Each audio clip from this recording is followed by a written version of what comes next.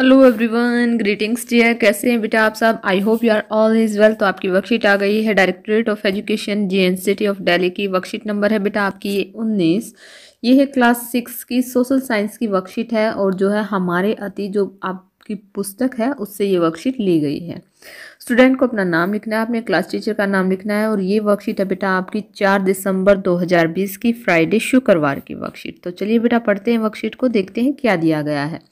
अध्याय 7 नए प्रश्न नए विचार बुद्ध की कहानी से ये वर्कशीट ली गई है बेटा। पढ़ते हैं।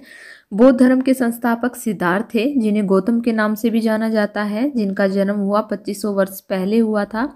युवा अवस्था में ही ज्ञान की खोज में उन्होंने घर के सुखों को छोड़ दिया और अनेक वर्षों तक भ्रमण करते रहे। उन्होंने बोध गया यानी कि बिहार में है, जो कि एक पीपल के नीचे कई दिनों तक क्या की तपस्या की। अतः उन्होंने क्या हुआ बेटा, ज्ञान प्राप्त हुआ। इसके बाद वे बुद्ध के रूप में जाने जाने लगे और यहाँ से ही वे सारनाथ जो वाराणसी के निकट है वहां पर गए, जहां उन्होंने जो है पहली बार उपदेश दिया। कुशीनारा कहाँ पर है बेटा, उत्तर प्रदेश में है। में मृत्यु से पहले का शेष जीवन उन्होंने लोगों की शिक्षा में देने में व्यतीत किया। तो ये थी बेटा बौद्ध धर्म के संस्थापक जो सिद्धार्थ थे, जिन्हें गौतम के नाम से जाना जाता था, उनके बारे में कुछ जानकारी। आगे पढ़ते हैं। बुद्ध ने शिक्षा दी कि यह जीवन कष्टों और सुखों से भरा हुआ है। ऐसा हमारी इच्छाओं और लालसाओं के कारण होता है। उनके अनुसार जो है आत्म संयम अपनाकर ही हम ऐसी लालसाओं से मुक्ति पा सकते हैं। उन्होंने लोगों को दयालु होने तथा मनुष्य के साथ साथ जानवरों के आदर करने की भी शिक्षा दी। बुद्ध ने अपनी शिक्षा सामान्य लोगों की प्राकृत भाषा में दी, इससे सामान्य लोग भी उनके संदेश को समझ सके।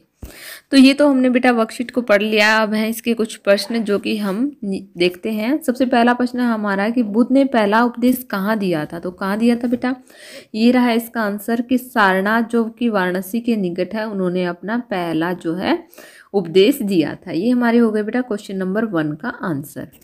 आगे देखिए क्या है, क्वेश्चन नंबर 2 है हमारा, बुद्ध ने प्राकृत भाषा में शिक्षा क्यों दी थी? क्यों दी थी बेटा, देखिए बुद्ध ने अपनी शिक्षा सामान्य लोगों को प्राकृत भाषा में दी, क्योंकि इससे सामान्य लोग भी उनके संदेश को समझ सके। तो यहाँ से है ये आपके क्वेश्चन नंबर 2 का आंसर।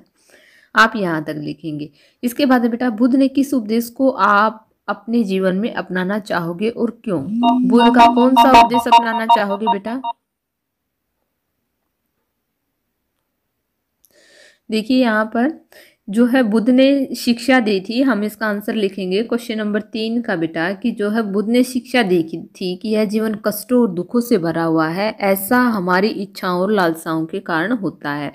तो हमें क्या करना चाहिए, आत्म संयम को अपनाकर हमें अपनी लालसाओं से हम मुक्ति पा सकते हैं। तो ये शिक्षा जो है हम अपने जीवन में उतारना चाहेंगे।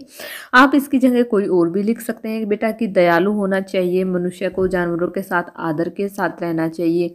ये शिक्षा भी आप लिख सकते हैं। तो यहाँ पर होती बेटा आपकी वर्कशीट कंप्लीट। आई होप आपको समझ में आ गई होगी। अगर आपको वीडियो अच्छी लगी तो please like share and subscribe करना ना भूलें। थैंक यू बेटा, थैंक्स फॉर वॉचिंग।